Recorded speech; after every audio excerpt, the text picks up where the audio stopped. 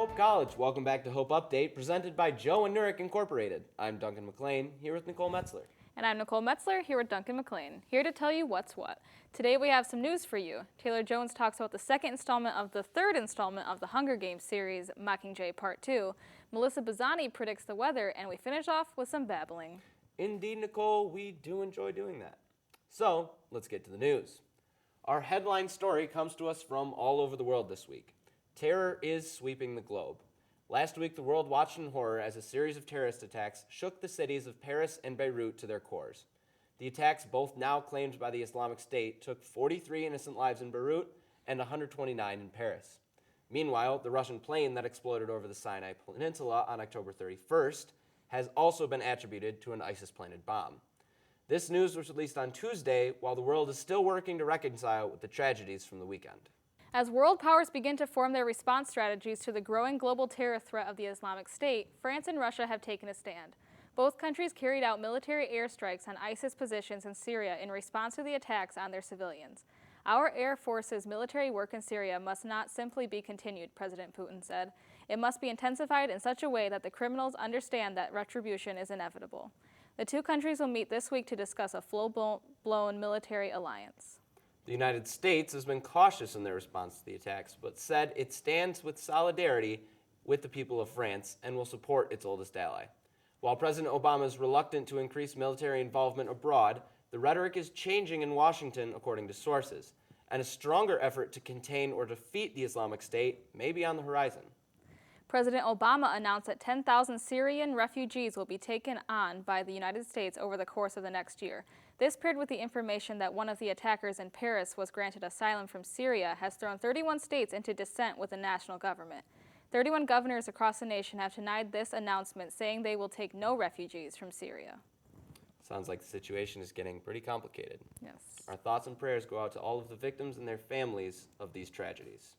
Now, let's move on to entertainment with Taylor Jones.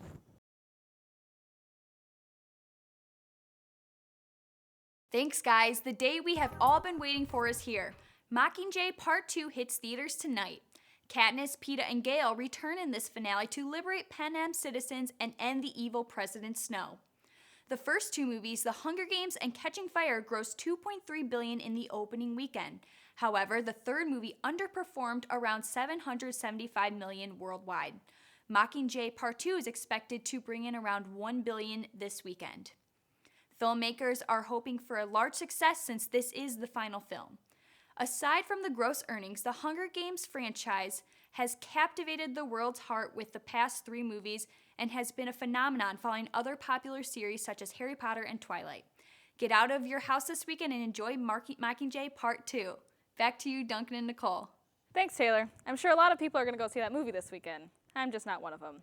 But what I will see this weekend is snow. Let's take it to Melissa Bazzani and see what the weather will be like. Thanks, guys. Let's check out the weather for the weekend. Friday's actually going to be a relatively mild day compared to the rest of the weekend. We'll see a high of 43 and sunny skies. On Saturday, we'll drop a few degrees to a high of 36 and a 40% chance of morning rain or even snow showers. Then Sunday, we'll see a high of 38 degrees and a 40% chance of rain or snow. We've got a busy Friday night for Hope Athletics. Swim and dive start off the night at Wabash Invitational Meet in Crawfordsville, Indiana at 6 p.m. Men's basketball travels to Wisconsin Lacrosse for a game at 7 p.m. Back in Holland, women's basketball plays Monmouth College at 7:30 p.m. for their Hope Tip-Off Tournament. And finally, hockey plays at 7:30 p.m. against Adrian Gold.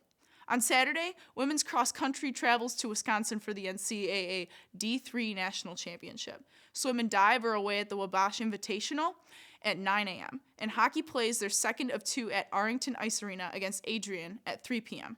The women's basketball tournament will continue at 3 p.m., and men's basketball will stay on the road and play at Wisconsin Stevens Point at 7 p.m. That's all for this busy weekend at Hope College. I'm Melissa Bazzani. Back to you, Nicole and Duncan. Thanks, Melissa. We're really not looking forward to that snow. I've been enjoying this nice warm November. Oh well. That's all we got for you this week, folks. Have a happy Thanksgiving. Make sure you follow us on all social media, Twitter, Facebook, Instagram, and Snapchat at Hope Update. Make sure to eat lots of potatoes next week. We'll be off doing the same. Good night.